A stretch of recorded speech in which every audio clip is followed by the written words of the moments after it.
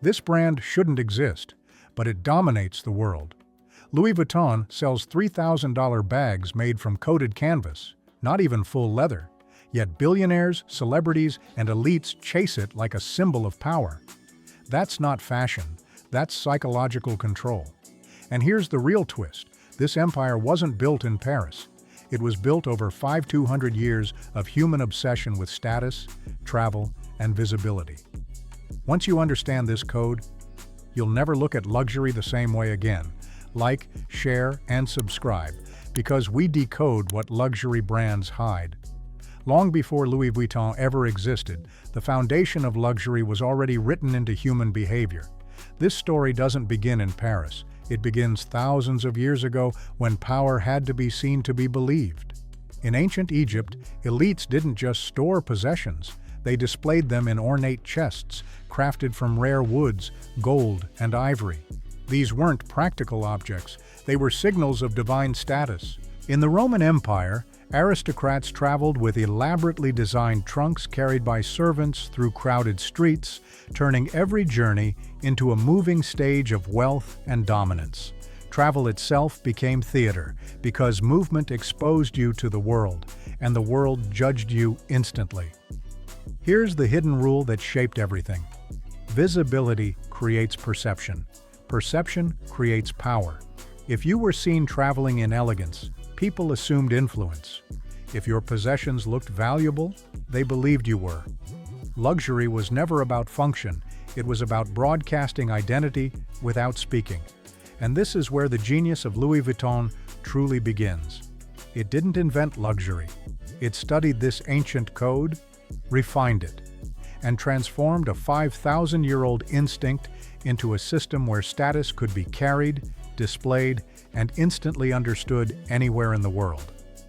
In 1837, a 16-year-old boy named Louis Vuitton made a decision that would quietly reshape luxury forever.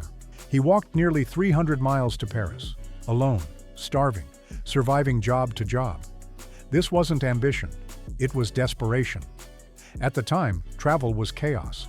Luggage was bulky, unreliable, and easily damaged. But Vuitton saw something others didn't. People weren't just carrying belongings, they were carrying reputation. So he engineered trust, flat-top trunks that stacked perfectly, waterproof canvas that protected valuables, lightweight designs that moved effortlessly.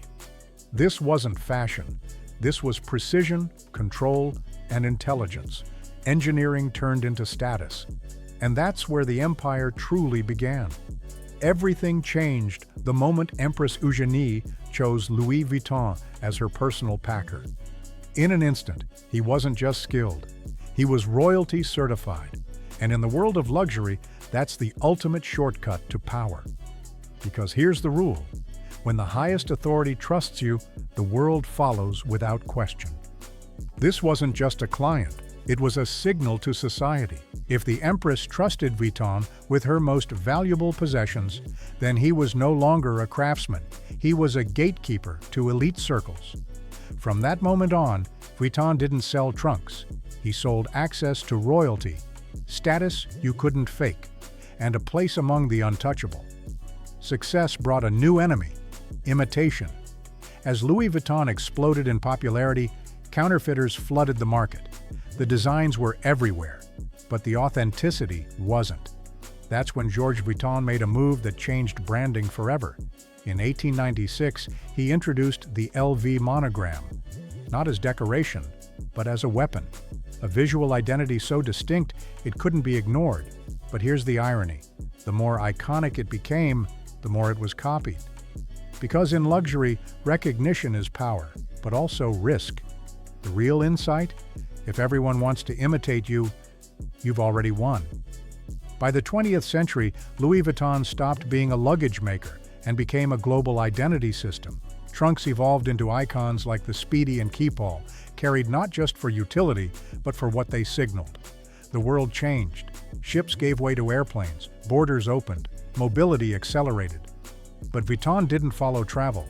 It redefined what travel meant. Now, movement wasn't just about going somewhere, it was about arriving with presence. Wherever you landed, Paris, New York, Tokyo, the message stayed the same. If you carry Vuitton, you don't enter the room. You belong there already. That's how a product became a passport to global status. Behind the illusion of elegance sits a financial empire.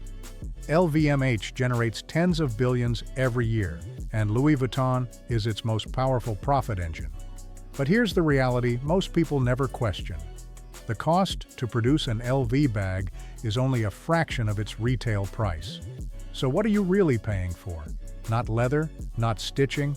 You're buying identity, perception, positioning, because luxury pricing doesn't follow logic. It follows psychology. The higher the price, the stronger the signal. And in a world obsessed with status, people don't just buy products. They buy proof that they've made it. Here's where Louis Vuitton plays its most powerful game, and almost nobody notices. No discounts, no clearance sales, no desperation. Everything is controlled. Limited supply, selective distribution, carefully staged availability. This isn't coincidence, it's strategy. Because when something feels hard to get, the human brain assigns it higher value. That's artificial scarcity. Even at global scale, Vuitton maintains the illusion of rarity. Stores feel exclusive. Products feel unreachable. Demand always feels slightly higher than supply.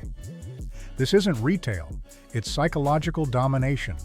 They don't compete for attention. They position themselves above it, so instead of chasing customers compete to chase them.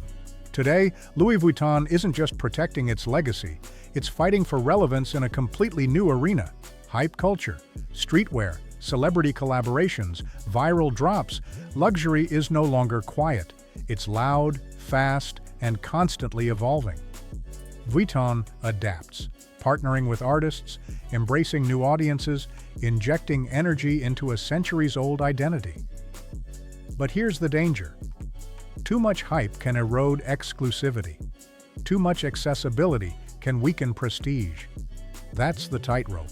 And Vuitton walks it with precision, staying modern enough to dominate attention, yet controlled enough to preserve mystique. Because in today's world, winning isn't just about heritage. It's about owning the future without losing the past. After 200 years of human behavior and nearly 2 centuries of relentless refinement, the truth behind Louis Vuitton is brutally simple and incredibly powerful. It doesn't sell bags. It sells certainty. Certainty that when you walk into a room, you don't need to explain your success. People assume it. In a world flooded with noise, fake signals, and temporary hype, Vuitton offers something rare, a symbol that's instantly recognized, globally understood, and socially accepted. That's the real product. Not canvas, not leather, not craftsmanship, validation. Because deep down, luxury has never been about ownership. It's about perception. And Vuitton has mastered this better than anyone.